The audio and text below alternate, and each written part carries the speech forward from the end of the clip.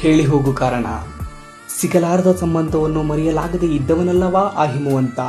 ದೇವರಿಗೆ ಯಾರಾದರೂ ಮೋಸ ಮಾಡ್ತಾರಾ ಅಂತ ಕೇಳಿದ ಪ್ರಾರ್ಥನಾ. ದೇವರನ್ನು ಪೂಜಿಸಬಹುದು, ಪ್ರೀತಿಸಕ್ಕಾಗುತ್ತಾ ಅಂತ ಕೇಳಿದ್ಯಾಕೆ? ನಿಜಕ್ಕೂ ನನಗೊಂದು ಬದುಕು ಕೊಡ್ತೀಯಾ ಹಿಮವಂತ ಅಂತ ಕೇಳಿದ ಪ್ರಾರ್ಥನಾ.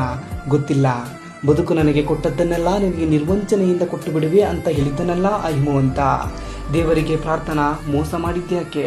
ಹಠಕ್ಕೆ ಬಿದ್ದ ಹಿಮವಂತ ತನ್ನ ಆಸೆಯನ್ನು ಮುಡಿಪಾಗಿಟ್ಟಿದ್ದವನಲ್ಲವಾ? ಭರವಸೆ ಕೊಟ್ಟ ಪ್ರಾರ್ಥನಾ ಬದಲಾಗಿದ್ಯಾಕೆ? ಮಿಠಾಯಿ ಮಾರುವವನು ಅಂತಲಾ ಅಥವಾ ನಾನು ಸುಂದರಿ ಎಂಬ ಅಹಂಕಾರದಿಂದಲ? ಅಗೆದರೂ ಮುಗಿಯದ ಸಂಪತ್ತಿನ ಕಡೆ ಮುಖ ಮಾಡಿದಳ? ದುಡ್ಡಿಗಾಗಿ, ದೊಡ್ಡ ಕಾರಿಗಾಗಿ ಬದಲಾದಳ? ಆಸೆಗೆ ಒಬ್ಬಳು, ಹಾಸಿಗೆಗೆ ಒಬ್ಬಳು ಎಂದ ದೇವುವಿನ ಮಧ್ಯೆ ಕೊನೆಯ ತನಕ ನೀನೊಬ್ಬಳೇ ಎಂದು ಪ್ರೀತಿಸಿದವನಲ್ಲವಾ ಹಿಮವಂತ? ಮೋಸ ಮಾಡುತ್ತಿದ್ದದ್ದು ಗೊತ್ತಿದ್ದರೂ ಮುಚ್ಚಿಡಲಾರದಷ್ಟು ಪ್ರೀತಿ ಕೊಟ್ಟ ಹಿಮವಂತನೆಲ್ಲಿ?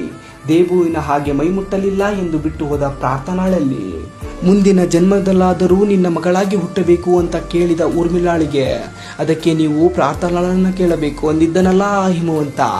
ಹೋಗಲೇಬೇಕೆಂದು ತೀರ್ಮಾನಿಸಿದವಳಿಗೆ ಕಾರಣ ಕೇಳುವುದು ಮೂರ್ಖತನ. ಆದರೂ ಒಮ್ಮೆ ನೀ ಹೇಳಿ ಹೋಗು ಕಾರಣ.